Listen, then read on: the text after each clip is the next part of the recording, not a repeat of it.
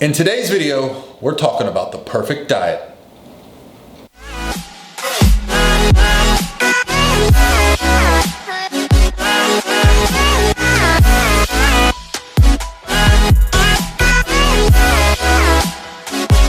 All by myself. Hey guys, what's going on? This is Paul Ravella from ProPhysique.com, and I have a special guest here. I'm gonna get him in frame a little bit better. There we go. For everyone that does not know, shame on you, this is Dr. Joe Klemczewski. How are you doing, Joe? Great, man. Good to be here. Joe is in from Indiana, and he is here to help out with my camp, but while I have him here, I'm gonna abuse his time and make sure we get some great content out of this weekend. Likewise, I'm gonna do the same. For those that are not familiar with Dr. Joe, Google him. I'm not gonna try to read you his history of accomplishments among his degrees and businesses and contest prep accomplishments. There's just too much to name.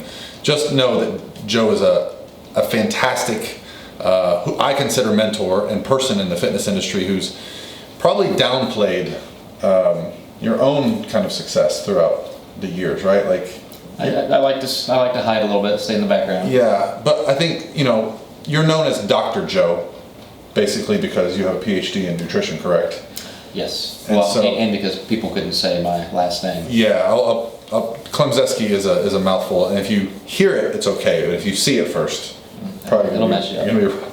But Dr. Joe, I don't want to get too deep into your history, but when I was first getting into the sport, your name was like mythical, like the Team K logo on the back of a shirt at a show meant, that person's coming for the win, right? So, and now he's built the Diet Doc franchise, so lots of cool stuff. And what's great about Dr. Joe is that he kind of laid the foundation for a lot of what's going on now in the fitness industry, whether or not people realize it. The whole flexible dieting movement, online coaching, was basically started through your efforts years ago. And so it's cool to know that someone has kind of already gone through the things that I'm going through now with my business and my kind of experiences and trying to figure things out as I go. And one thing that I've been doing videos on recently would be on the idea of flexible dieting. Mm-hmm. Because as I've said in some of those videos, the idea behind flexible dieting initially, when you first started using it as a contest prep method, was to exchange food, correct? Yeah, everybody at the time was still just using exchange lists. So here's a list of all the protein sources you can use, all the carb sources, and you just get to pick. Right. So nothing really different than Weight Watchers or something else, but that was kind of the MO. And a lot of people, personal trainers and so forth, there really weren't nutrition or prep coaches. It just didn't exist back then. But they would kind of highlight this and say, okay, here's what you can eat, and then you were stuck with just a very rigid diet. Right.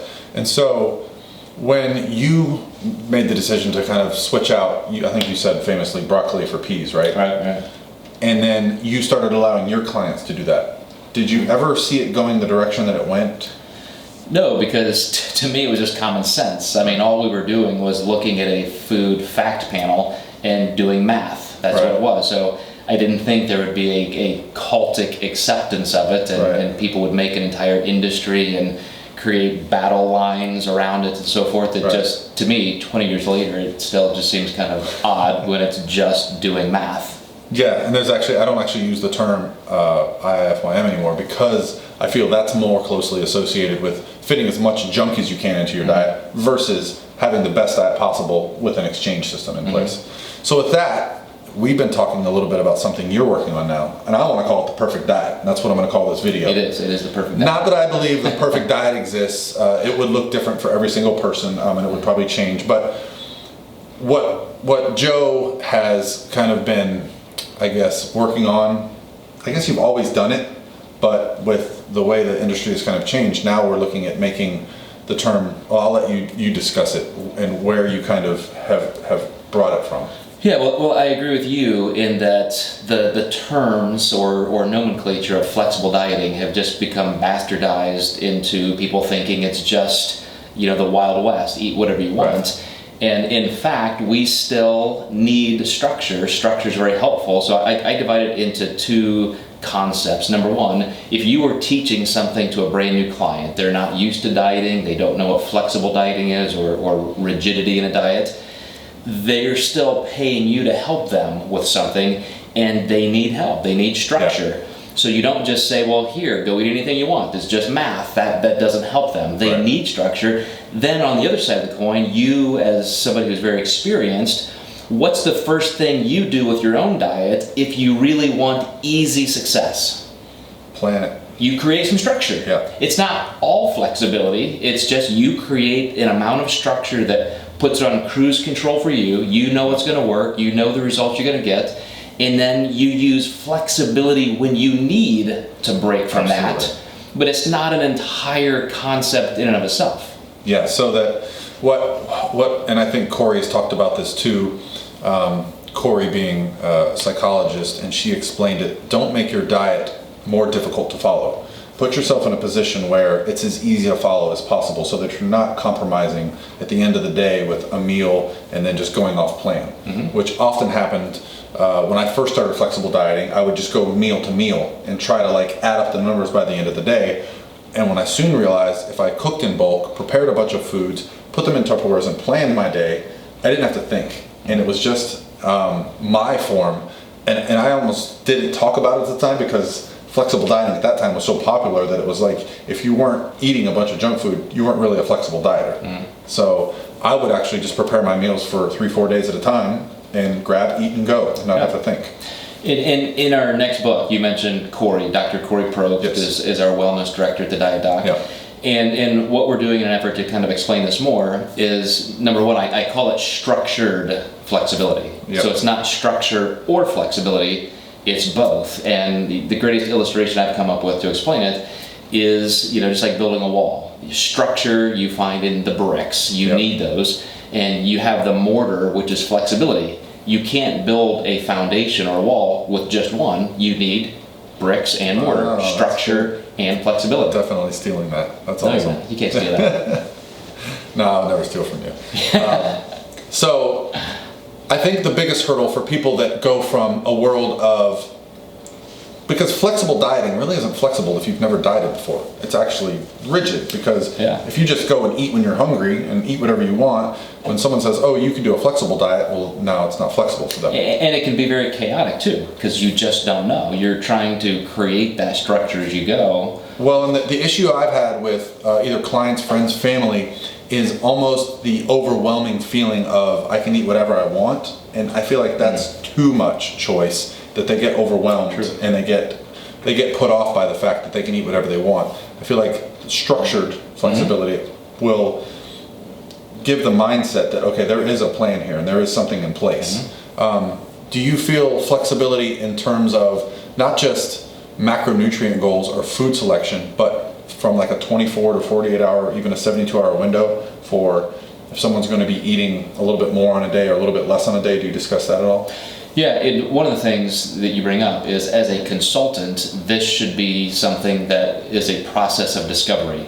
So you might have this plan and this programming that you're giving a client, but you should still be listening and assessing and monitoring their results and their questions and how they're doing. So actively asking questions, how are you feeling? Were you feeling your most hunger? Or, do you think these foods work for you? It's not just, here's your food, go do it, or here's maximum flexibility, do whatever you want.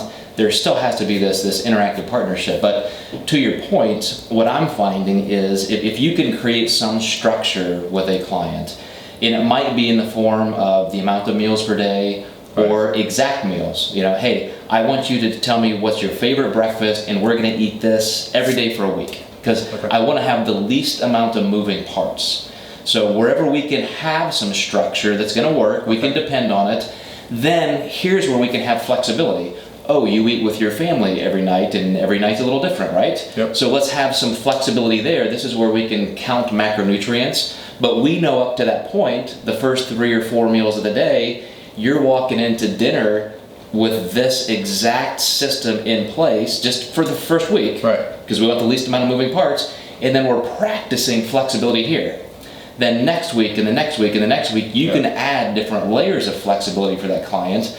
But that again comes down to the point that you are being an active, responsible, diligent coach. Yeah, that's an amazing idea. I feel like, because of my history of competition and working with competitors, I definitely missed some of those skills that you get from working with general pop clients that I'm now looking for. And I'm excited to be involved with more stuff with you. I don't want to get too deep with Dr. Joe today. We're going to have a long weekend. Joe is here for my camp, and so we'll be getting some more content. I'm going to get him over here on the microphone for the podcast as well. So with Lauren, I'm sure Lauren's going to make you laugh. She's a good one. Yeah. That's going to be it for today, guys. If you have any questions for Dr. Joe, he's going to be at my house for a few days, so leave them in the comment section below, and we'll talk about that. Joe also has a fantastic YouTube channel, highly underutilized. You will be amazed. Fantastic content, as you just heard. So I'll link that below. Make sure to go follow Joe, and we'll get him putting out some videos too. Thanks, man. Thanks, bud. All right, guys.